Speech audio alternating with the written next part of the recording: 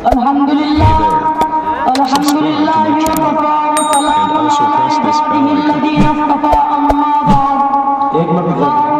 بھائی یہ جو منہ دھل رہا ہے آپ سے بہت ادب درخواست ہے، اللہ کے واسطے اللہ اور اس کے رسول کی بات ہو رہی، اتنی عزت ہمارے رکھ لو کہ کل یہ اسٹیج پانے والے لوگ یہ کہتے کہ یار تمہارے تلڑی کے لوگ ہمیں دل میں سن رہے۔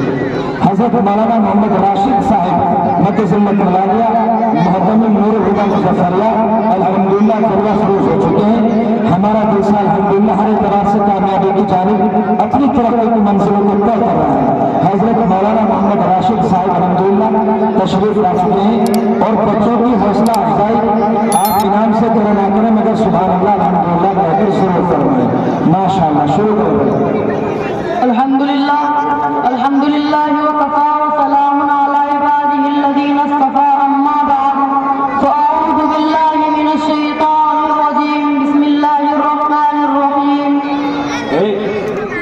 لو انزلنا هذا القرآن على جبل لرأيته خاشعا متصدعا من خشیۃ اللہ صدق اللہ العظیم۔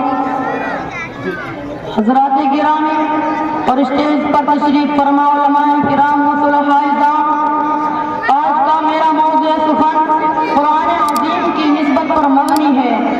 حضرات گرامی، اگر قرآن کی عظمت پر بولنا چاہوں تو میری زبان میں اتنی طاقت نہیں ہے کہ قرآن کی عظمت پر مختصر سے وقت میں کچھ لفظ گشائی کر سکے، کیونکہ میرا قرآن میں ارشاد فرماتا ہے لو انزلنا هذا القرآن على جبل لرأيته خاشعا متصدعا من خشیۃ اللہ۔ میں رب فرماتا ہے اگر ہم نے قرآن کو پہاڑوں پر نازل کیا ہوتا تو پہاڑ لرزا جاتے، میرے رب کے خوف سے جھک جاتے، مگر افسوس آج امت مسلمہ قرآن کو نہ جان سکی، جس کا نتیجہ آج میرے اور آپ کے بھی سامنے ہے۔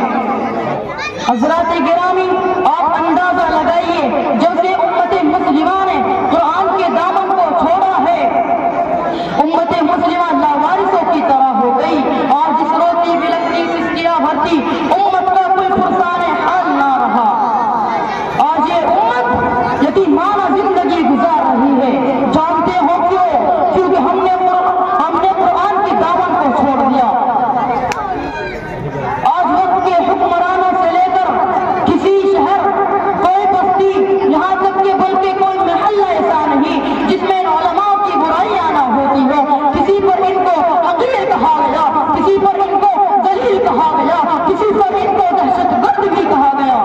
سنو نادان سنو، اگر قرآن پر عمل کرنا دہشت گردی ہے تو میں دہشت گرد صحیح، اگر جناب محمد مصطفیٰ صلی اللہ علیہ وسلم کی سیرت پر چلنا بھی دہشت گردی ہے تو میں دہشت گرد صحیح، اگر صحابہ پر مرنا دہشت گردی ہے تو میں دہشت گرد صحیح، اگر مدارس پر نماز کی حفاظت کرنا دہشت گردی ہے تو میں دہشت گرد صحیح، اگر جان پر دین پر جان کا نذرانہ پیش کرنا دہشت گردی ہے تو میں دہشت گرد صحیح، اگر ان مساجدوں کی حفاظت کرنا بھی تمہاری نظروں میں دہشت گردی ہی ہے تو میں انشاءاللہ دہشت گرد ہی صحیح ہوں۔ بلاخر میں تو یہی کہوں گا کہ اگر ان نبیوں کے وارثوں کی، ان علماء کی عزت کرنا یا پھر ان علماء کو ان کو سنبھال کر رکھنا، ان کو پرکھ کر رکھنا بھی تو اگر تمہاری نظروں میں دہشت گردی ہے تو میں دہشت گرد صحیح۔ بلاخر میں تو یہی کہوں گا وآخر دعوانا الحمدللہ رب العالمین۔ دست تو دست دریا بھی نہ چھوڑے ہیں ہم نے، بحر ظلمات میں گھوڑے دوڑا دیے ہیں۔